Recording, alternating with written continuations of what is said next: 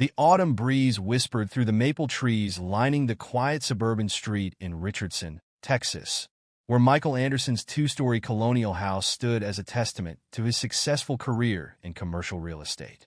At 42, he appeared to have it all: a thriving business, a beautiful home, and most importantly, his 8-year-old son, Noah.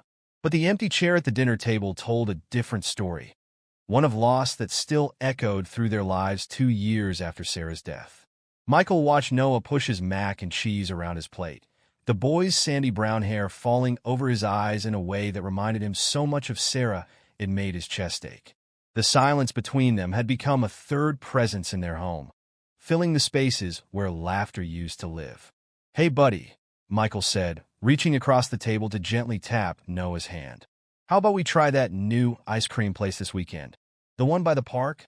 Noah's fork clinked against the plate as he looked up, a ghost of a smile crossing his face. "Can we get chocolate chip? Any flavor you want." Michael forced brightness into his voice, though his heart clenched at how such a simple question could feel like a victory these days. Life had settled into a routine of careful navigation around their grief, until Catherine Matthews walked into Michael's office on a warm September morning. Her portfolio presentation on sustainable commercial developments was impressive, but it was her genuine laugh at his terrible attempt at a joke that caught him off guard. For the first time in 2 years, he felt something stir in his chest that wasn't pain. Catherine's integration into their lives happened gradually, then all at once. Coffee meetings turned into dinner dates, and soon she was a regular presence at their home. Her shoulder-length black hair and warm brown eyes became familiar sights in their kitchen, her perfume lingering in the air long after she left. "She makes really good pancakes," Noah admitted one morning, though his eyes remained fixed on his plate. "But they're different from Mom's." Michael ran his hand through his son's hair, noting how Noah didn't lean into the touch like he used to. "That's okay, buddy. They're supposed to be different." When Catherine suggested moving in, Michael convinced himself the timing was right. Noah needed a maternal figure, he reasoned, and Catherine's presence seemed to bring a semblance of normalcy back to their home. He ignored the way Noah's shoulders tensed when Catherine ruffled his hair, attributing it to the natural adjustment period any child would need. But then came the day that changed everything. Michael was reviewing contracts in his home office when Noah appeared in the doorway, his small frame seeming to shrink into itself. The boy's fingers twisted the hem of his Captain America t-shirt, a nervous habit he developed after Sarah's death. "Dad!" Noah's voice was barely above a whisper. "Can I tell you something? But you have to promise not to get mad." Michael set aside his laptop, turning his full attention to his son. "Of course, buddy. You can tell me anything." Noah took 3 small steps into the office, still hovering near the exit, as if preparing for a quick retreat. "Catherine," he started, then stopped, his lower lip trembling. "She gets really angry sometimes. When you're not here." The words hung in the air like smoke, acrid and suffocating. Michael leaned forward, his heart beginning to race. "What do you mean, angry?" Slowly, Noah rolled up his sleeve, revealing a pattern of finger-shaped bruises on his upper arm. "She said if I told you, nobody would believe me, because I'm just a kid who misses his mom too much." The world tilted on its axis as Michael stared at the marks on his son's skin. Each bruise was a betrayal, each discoloration an accusation of his failure to protect his child. But Catherine's behavior around him had always been so loving, so patient. The disconnect between these two realities made his head spin. "She says I'm making everything harder," Noah continued, his voice growing smaller with each word. "That I'm ruining everything for you. That you'd be happier if—" He couldn't finish the sentence, but the implications hit Michael like a physical blow. The surge of protective rage that coursed through Michael's veins was tempered by the investigator's instinct he developed through years of business negotiations. He knew that confronting Catherine without proof would only make the situation more dangerous for Noah. He needed evidence, something concrete that couldn't be explained away or denied. "Noah," Michael said, keeping his voice steady despite the storm raging inside him. "I believe you, and I'm going to fix this. But I need your help." "Okay." The plan they devised was simple, but risky. Michael would pretend to leave for work the next day, but instead would hide in Noah's bedroom closet, recording everything that happened. The thought of watching his son potentially face abuse made him physically ill, but he knew they needed undeniable proof. That night, as Michael tucked Noah into bed, the boy grabbed his hand with unexpected strength. "Dad, what if she finds out?" Michael squeezed his son's hand gently. "Remember our code word? If anything makes you feel scared or uncomfortable, you just say Strawberry Sunday, and I'll be right there. I promise." The next morning unfolded like a carefully choreographed dance. Michael kissed Catherine goodbye, briefcase in hand, making a show of leaving for work. He drove around the block, parked in their neighbor's driveway, arranged the night before, and slipped back into the house through the rarely used side gate. Noah's bedroom closet was spacious enough to hide in comfortably, though Michael's heart pounded so loudly he worried it might give him away. The first few hours were uneventful. He heard Catherine moving around the house, talking on the phone, her voice carrying its usual pleasant tone. Noah was attending his online classes, the sound of his teacher's voice drifting through the laptop speakers. Then came lunchtime. The shift in Catherine's demeanor was so sudden it was like listening to a different person entirely. Her footsteps, normally light and graceful, became heavy and purposeful as she entered Noah's room. Michael's phone was already recording as her voice cut through the air like a knife. "You didn't put your dishes in the dishwasher again," she said, her words dripping with contempt. "Do you think I'm your servant?" "I'm sorry." Noah's voice trembled. "I forgot because I had to finish my math." The sharp sound of a hand slapping the desk made Michael flinch. "Don't make excuses. You're just like your mother, always making everything so difficult." The mention of Sarah turned Michael's blood to ice. Through the slats in the closet door, he could see Catherine advancing on Noah, who had backed himself against the wall. "I try really hard," Noah whispered, his voice breaking. "I do. Try harder." Catherine grabbed Noah's arm, yanking him forward. "Your father deserves better than a whiny, ungrateful Strawberry Sunday." Michael burst from the closet before the code word had fully left Noah's lips. The look of pure shock on Catherine's face would have been comical under different circumstances. "Get your hands off my son." Michael's voice was deadly quiet, his phone still recording as he positioned himself between Noah and Catherine. "Michael." Catherine's expression shifted rapidly from shock to confusion to calculation. "This isn't... I was just trying to discipline him. He's been so difficult lately, and I thought, stop talking." Michael's hand was steady as he held up his phone. "I heard everything. I saw everything. And you're going to leave this house right now, or the police will be my next call." Catherine's face contorted into something ugly and foreign. "He's lying to you. He's been trying to come between us from the start. He's just a spoiled brat who... Get out!" The force of Michael's roar made both Catherine and Noah jump. "If you ever come near my son again, I will make sure everyone knows exactly who you are."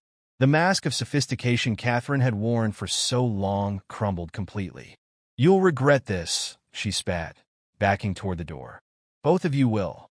"The only thing I regret," Michael said, his voice hard as steel, "is ever letting you into our lives." After Catherine stormed out, the house fell into a heavy silence, broken only by Noah's quiet sniffles. Michael turned to his son, dropping to his knees to pull him into a gentle embrace. "I'm so sorry, buddy," he whispered into Noah's hair. "I'm so sorry I didn't see it sooner." Noah's small arms wrapped around his father's neck, holding on tight. "You believed me," he said, his voice muffled against Michael's shoulder. "Always," Michael promised. "I will always believe you, and I will always protect you, no matter what." The healing process began slowly, like the first tentative buds of spring after a harsh winter. Michael arranged for Noah to see Dr. Martinez, a child psychologist who specialized in trauma recovery. He took a step back from work, delegating more responsibilities to his team, so he could be more present at home. They established new routines together. Sunday mornings became pancake-making adventures, with more batter ending up on their clothes than in the pan. They started a tradition of reading together every night, working their way through Harry Potter, with Michael doing increasingly ridiculous voices for each character until Noah's genuine laughter filled the room once again. One evening, as they sat on their back porch watching the sunset, Noah looked up at his father with Sarah's thoughtful eyes. "Dad?" Do you think Mom would be proud of us? Michael pulled his son closer, feeling the steady beat of Noah's heart against his side. Yeah, buddy. I think she'd be very proud of us. Especially you. The autumn breeze rustled through the maple trees, carrying away the last vestiges of summer. In the growing darkness, father and son sat together, their bond stronger for having been tested, their love deeper for having been challenged.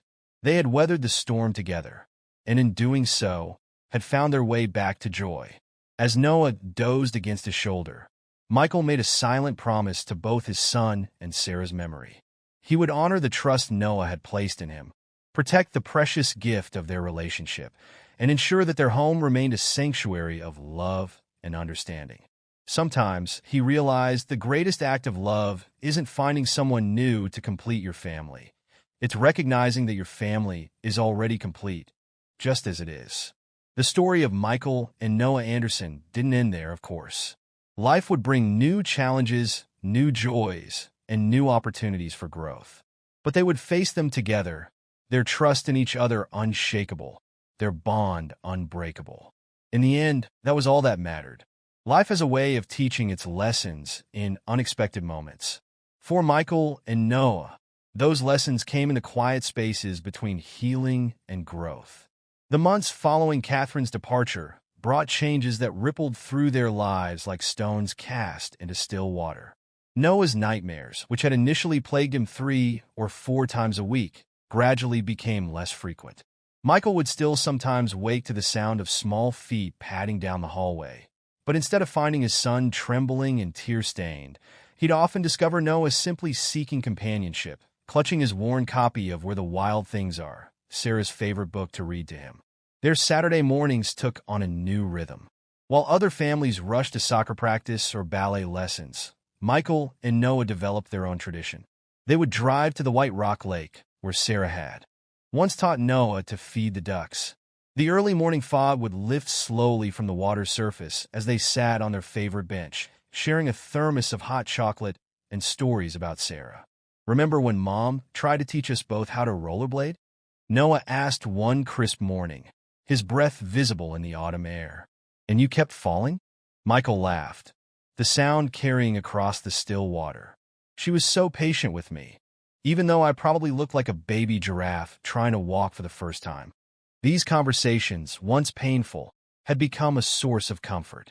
They found themselves sharing memories of Sarah more freely, discovering that speaking about her helped keep her presence alive in their hearts rather than deepening their loss. Dr. Martinez had suggested they start a memory journal together, and soon their evenings often found them sprawled on the living room floor, surrounded by old photographs and ticket stubs, piecing together their family history like a beloved puzzle. Noah's artistic talents began to emerge during these sessions, as he would sketch detailed scenes from the stories they shared. "Dad, look!" Noah exclaimed one evening, holding up a drawing. "This is from when we went camping, and Mom scared away that raccoon by making weird noises." The sketch captured Sarah's animated expression perfectly, and Michael felt his heart swell with pride and love. "You've got her smile exactly right, buddy. She always did have the best funny faces."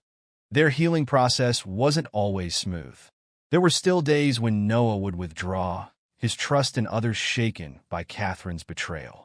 The first parent-teacher conference after the incident proved particularly challenging. Noah's new teacher, Ms. Rodriguez, had reached out to shake his hand, and he had flinched away, pressing himself against Michael's side. But Ms. Rodriguez, bless her heart, had handled it with remarkable grace.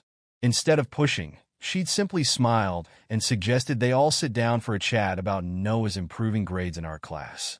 By the end of the meeting, Noah had voluntarily shown her his sketchbook, a small but significant step forward. Michael's own journey of recovery took different paths. He threw himself into researching child psychology, determined to better understand how to support Noah through his trauma. His office bookshelf, once filled with real estate market analyses and investment guides, now held titles like Healing Your Child's Heart and Building Trust After Trauma. His business partners noticed the change in him. Gone was the driven workaholic who would push through dinner meetings and weekend conferences. In his place stood a more balanced man who scheduled his meetings around Noah's art therapy sessions and never missed a school play. "You're different," his partner James observed over coffee one morning. "Calmer somehow. More centered." Michael considered this as he stirred his cappuccino. "I think I finally understood what success really means. It's not about closing the biggest deals or having the perfect life on paper. It's about being there when your kid needs you, about building something real and lasting." The healing extended beyond their immediate family circle. Michael started a support group for single parents at their local community center, sharing his experiences and learning from others who had faced similar challenges. Noah, initially shy about attending the children's group that ran concurrent with the parent sessions, eventually became one of its most enthusiastic participants.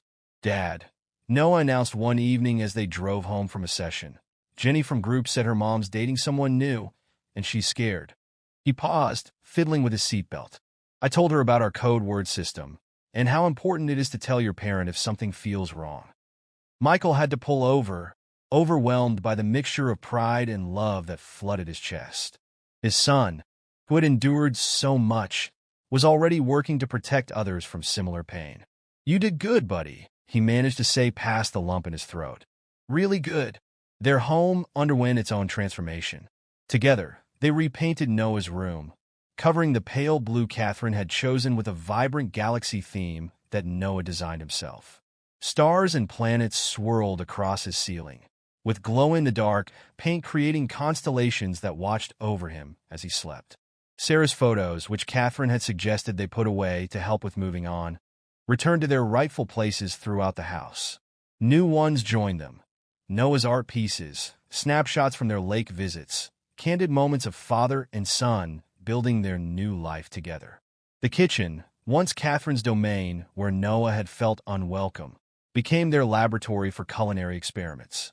They dubbed their Sunday cooking adventures Anderson's Epic Food Quests, complete with a scoring system for taste, presentation, and epic fail potential. Their attempts at sushi had scored particularly high in the last category, but their laughter during the process had been worth every misshapen roll. As winter approached, bringing with it the first anniversary of Catherine's departure, Michael noticed something remarkable. The house no longer felt empty. The silence that had once pressed in on them had been replaced by a comfortable fullness. The sound of Noah's pencil scratching against paper as he drew, the clatter of pots and pans as they cooked together, the animated discussions about books they'd read or places they wanted to visit. One snowy evening, as they sat on the couch watching The Empire Strikes Back, Noah's current obsession, his son turned to him with a serious expression. "Dad, I've been thinking about something." Michael paused the movie. "What's on your mind, buddy? Remember when Catherine said you deserved better than me?" Noah's voice was steady, though his hands twisted in his lap. "I know now that she was wrong. But do you think maybe we deserve better than what she tried to make us?" Michael pulled his son close, marveling at the wisdom in those young eyes. "We absolutely do. And you know what? We've already found it. Right here. Just us." Noah nodded, settling back against his father's side. "Yeah, just us is pretty good." As the movie played on, Michael reflected on their journey. They had faced darkness together and emerged stronger, their bond tempered by adversity rather than broken by it. The future stretched before them, not as a path to be feared, but as an adventure to be embraced together. In the soft glow of the television, with his son's steady breathing beside him, Michael understood that sometimes the greatest love stories aren't about romantic partners finding each other. Sometimes they're about a father and son rediscovering the strength of their connection, about family bonds that grow stronger through adversity, about the kind of love that doesn't need to be completed by anyone else because it's already whole. The credits began to roll, but neither of them moved to turn off the TV. In that moment, in their warm living room with the snow falling softly outside, they had everything they needed.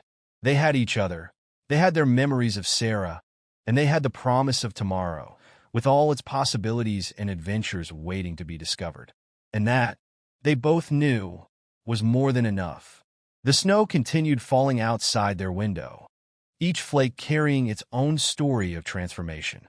As Michael and Noah sat in their comfortable silence, the future began to unfold before them, like pages in one of their beloved books. Spring arrived with an unexpected opportunity. Noah's art teacher, Ms. Parker, had entered his work in a regional youth art competition without telling them, not wanting to add any pressure.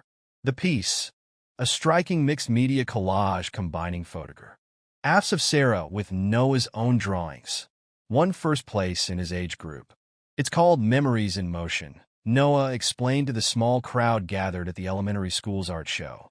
His voice, once timid, now carried clearly through the room. Because even though some people leave us, they keep moving through our lives in different ways. Michael watched from the back of the room, his throat tight with emotion, as his son fielded questions about his artistic process with growing confidence. This was a different child from the scared boy who had whispered his fears about Catherine in Michael's office just 18 months ago. This Noah stood straight and tall, his eyes bright with pride and purpose. The award led to an unexpected development. The local art center offered Noah a spot in their advanced weekend program for gifted young artists. The same program that Sarah, with her photography and sketches, had once dreamed of teaching at before her accident. "Do you think Mom will want me to do it?" Noah asked that evening as they sat on their back porch, sharing a pizza and watching the fireflies emerge. Michael smiled, remembering Sarah's passionate beliefs about nurturing creativity. "Buddy, I think she's doing cartwheels in heaven right now. You know how she always said art was like magic? Because it turns feelings into something you can see," Noah finished, grinning. "I remember. The art program opened new doors for both of them." While Noah attended his classes, Michael found himself drawn into the center's community of parents, artists, and educators. He began volunteering his business expertise to help the center secure grants and improve their operations. Gradually, the walls he'd built around his heart after Catherine's betrayal began to soften. It was during a fundraising event for the Art Center that Michael met Dr. Emily Chun, a child psychologist who specialized in art therapy. Unlike his intense attraction to Catherine, his connection with Emily developed slowly, rooted in their shared commitment to helping children heal through creative expression. "Dad," Noah asked one evening after Emily had joined them for dinner. "I like how Dr. Chun listens. Not just with her ears, but with her whole face, you know?" Michael did know. He'd noticed how Emily gave her full attention to Noah's stories about his art projects, asking thoughtful questions, and sharing her own experiences working with young artists. But more importantly, he'd observed how she never pushed for more intimacy than Noah was ready to offer. Their relationship evolved at a pace set by Noah's comfort level. Emily understood the importance of maintaining their father-son traditions and never attempted to insert herself into their special moments. Instead, she created her own traditions with them. Monthly visits to different museums, where they'd play a game of inventing stories about the artwork they saw. The healing process isn't linear, Emily reminded Michael one afternoon as they watched Noah sketch by the lake. There will still be difficult days, moments when the past feels very present. The key is creating an environment where it's safe to feel whatever needs to be felt. She was right. There were still nights when Noah crawled into Michael's bed after a nightmare, days when a random trigger would bring back memories of Catherine's cruelty. But now they had tools to handle these moments: breathing exercises, art therapy techniques, and most importantly, the absolute certainty of their support for each other. As Noah's 10th birthday approached, Michael found himself reflecting on the journey they'd taken. The photo album he was creating as a gift told their story in images. Noah's first art show ribbon, father and son covered in flour from their cooking adventures, quiet moments by the lake, and always Sarah's smiling face watching over them from her photographs. "Life's like one of Noah's collages," Emily observed as she helped Michael arrange the photos. All these different pieces, some bright, some dark, coming together to create something meaningful. The birthday celebration they planned was intimate but joyful. Noah's art classmates came over for a creativity-themed party, complete with a cake decorated to look like an artist's palette. Emily helped organize art stations where the kids could experiment with different mediums, her natural ease with children evident in the laughter that filled their backyard. As the party wound down, Noah pulled Michael aside, his expression serious. "Dad, can we go visit Mom's grave tomorrow? I made something for her in our class." The next morning, they stood together at Sarah's headstone. Noah carefully propped his latest artwork against the marble, a beautiful watercolor of their family, including Sarah as a golden, translucent figure watching over them with a smile. "I used to be scared to come here," Noah admitted, leaning against Michael's side. "But now I think it's kind of peaceful, like we're all still connected, just in a different way." Michael wrapped his arm around his son's shoulders, feeling the strength in their bond. "We'll always be connected, buddy. All of us. The love we share doesn't end. It just keeps growing in new ways." As they walked back to the car, Noah's hand firmly in his, Michael thought about the journey ahead. There would be more challenges, more growth, more moments of both joy and difficulty. But they would face them together, their foundation built on trust, understanding, and unconditional love. The afternoon sun painted long shadows across the cemetery grounds, and in the distance, a flock of birds took flight, their wings catching the golden light. Noah squeezed his father's hand and began humming Sarah's favorite song, "Here Comes the Sun" by the Beatles. Michael joined in, their voices carrying on the breeze, a melody of healing, hope, and the endless possibilities that lay before them. Life, they had learned, wasn't about finding perfect endings. It was about embracing the journey, with all its unexpected turns and transformations. It was about holding on to what matters most, the love between a father and son, the memories that shape us, and the courage to keep growing, keep healing, keep believing in the beauty of tomorrow. And in that moment, walking hand in hand through the quiet cemetery, their voices joined in Sarah's favorite song. Michael and Noah Anderson were exactly where they needed to be, together, strong, and ready for whatever the future might bring. Their harmonious duet echoed through the cemetery grounds as they made their way back to the car. But this was just the beginning of a new chapter in their story. The next few years brought changes that neither Michael nor Noah could have anticipated, each one strengthening the foundation they'd built together. Noah's artistic talents continued to flourish in unexpected ways.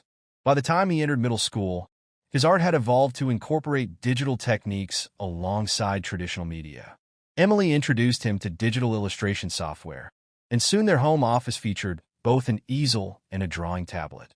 His pieces began exploring more complex themes: the nature of family, the impact of trauma, and the power of healing.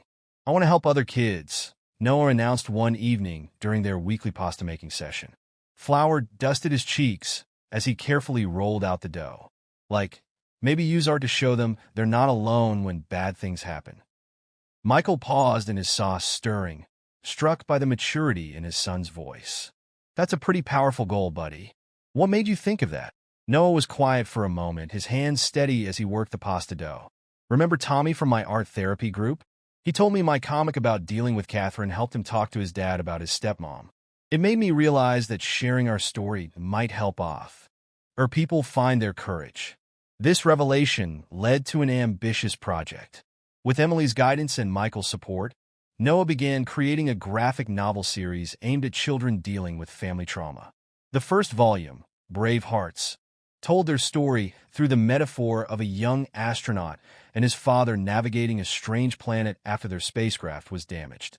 The project caught the attention of Dr. Martinez, who saw its potential as a therapeutic tool. Soon, copies of Brave Hearts found their ways into counseling offices across the city. Letters began arriving from children and parents who saw their own struggles reflected in Noah's art. Michael watched his son's transformation with a mixture of pride and awe. The scared little boy, who had once hidden his bruises, was now helping others find their voice. But success didn't come without its challenges. As Noah's story reached more people, they received an unexpected email from Catherine. She had seen Noah's work online and wanted to apologize, claiming therapy had helped her understand her actions. The message sent both father and son into an emotional tailspin. "What do you want to do?" Michael asked Noah, after they'd spent a long evening talking it through. They sat in their favorite spot by the lake, watching the sunset paint the water in shades of gold and purple. Noah twisted a blade of grass between his fingers, thinking carefully before responding. "I don't want to see her," he said finally, "but I want her to know I'm okay, that she didn't break me. Maybe we could send her a copy of Brave Hearts." The wisdom in Noah's response brought tears to Michael's eyes. They crafted a brief, compassionate reply together, attaching a digital copy of the graphic novel. The response they received was unexpected. Catherine had shared it with her therapy group, where it sparked important discussions about the impact of adult actions on children. Emily's role in their lives deepened naturally over time. She never tried to replace Sarah's memory, instead helping Noah incorporate his mother's legacy into his art. Together, they created a special corner in his studio featuring Sarah's old camera and some of her photographs, a tangible reminder of the artistic heritage he carried. Their family unit expanded in gentle ways. Emily's teenage daughter from her previous marriage, Lily, began joining their Sunday cooking adventures. Initially quiet and reserved, she gradually opened up as Noah shared his art techniques with her. Soon, their kitchen walls featured both Noah's illustrations and Lily's photography. "You know what's cool?" Noah said one night as they all sat around the dinner table. "We're kind of like a collage. All these different pieces coming together to make something new, but each piece still gets to be itself." The analogy was so perfect that it became the theme for Noah's next art series, the family collage. Each piece celebrated different types of families, showing how love could bridge any gap and heal any wound. The series was featured in a special exhibition at the Art Center, drawing attention from local media and child advocacy groups. Michael's role at the Art Center evolved as well. What started as volunteer work became a passion project, leading him to establish a foundation supporting arts therapy programs for children dealing with trauma. He found himself sharing their story at conferences and workshops, helping other parents understand the vital role creativity could play in healing. Their home became a sanctuary not just for themselves, but for others seeking hope and healing. Regular art therapy workshops filled their converted garage studio with the sounds of creation and laughter. Noah, now in his early teens, assisted with the younger children, his gentle patience a testament to his own journey of recovery. Life wasn't perfect. There were still challenging days, moments when old fears surfaced, times when the eye to their past felt heavy. But they had built something beautiful from their pain, transforming their story into a beacon of hope for others.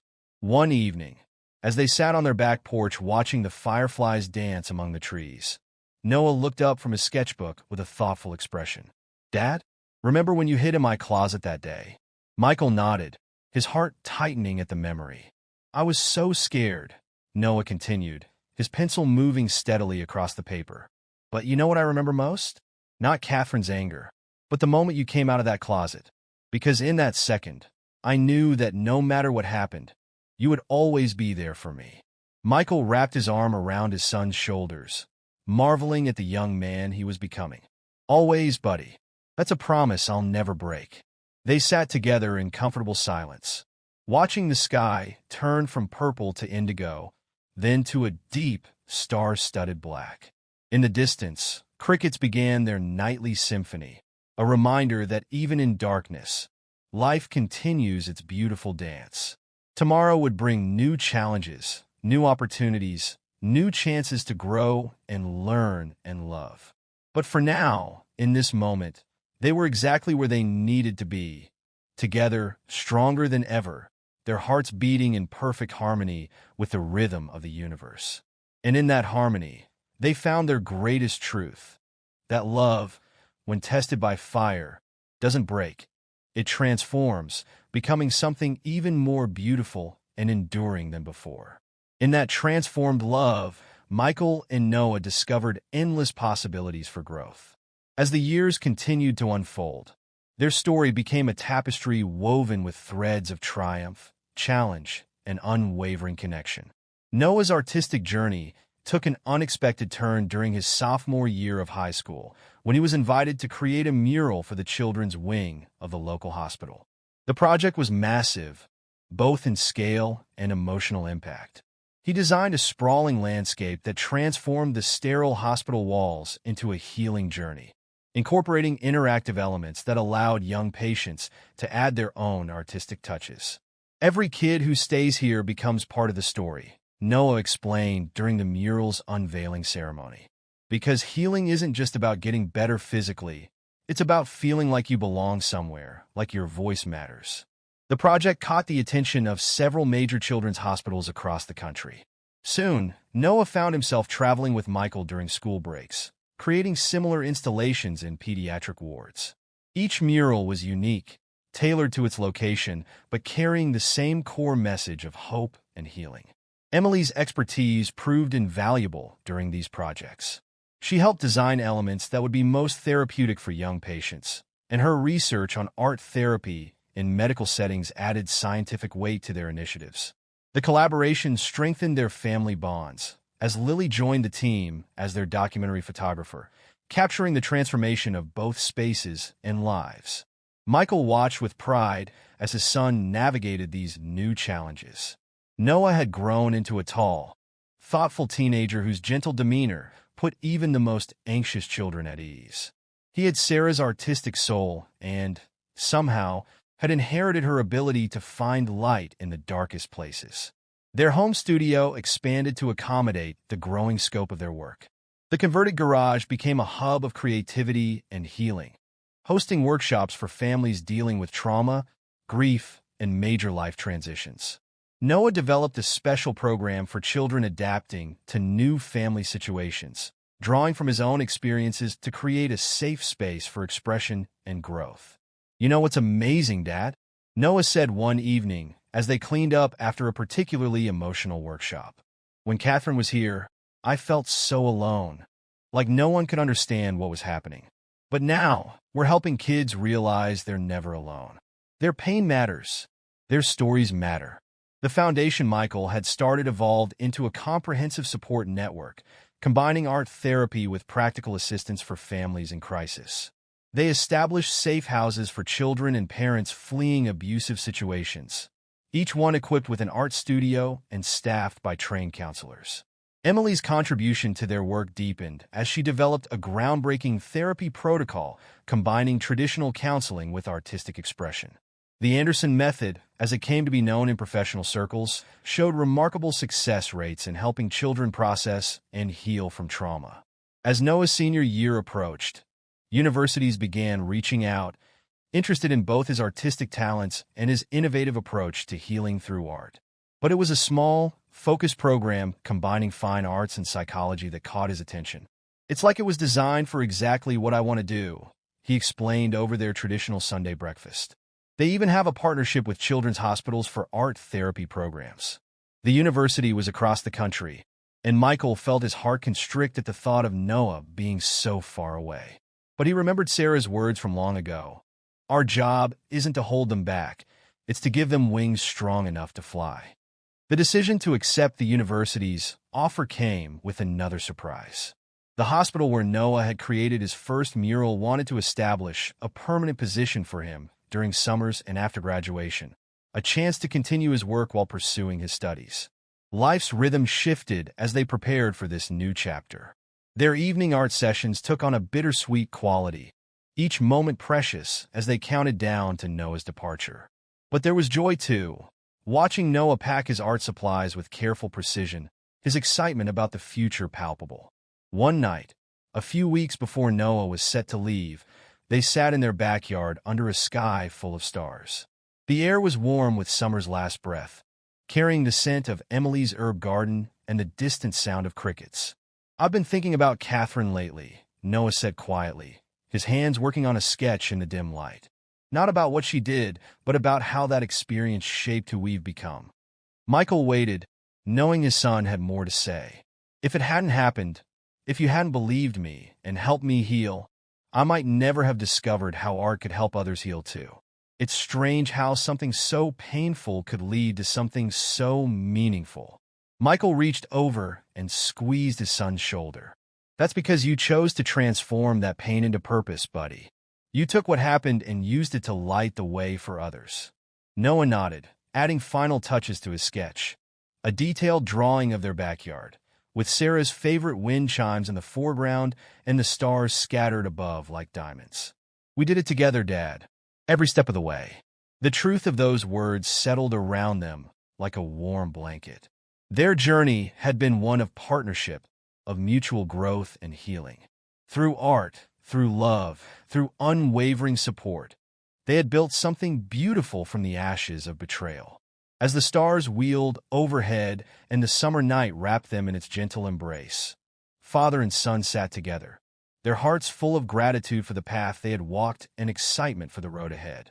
Their story, they knew, would continue to unfold in new and unexpected ways, touching more lives, healing more hearts, creating more beauty in a world that desperately needed it. And in that moment, under the vast canopy of stars, they were infinite in their possibilities, boundless in their love, and completely, utterly at peace with the journey that had brought.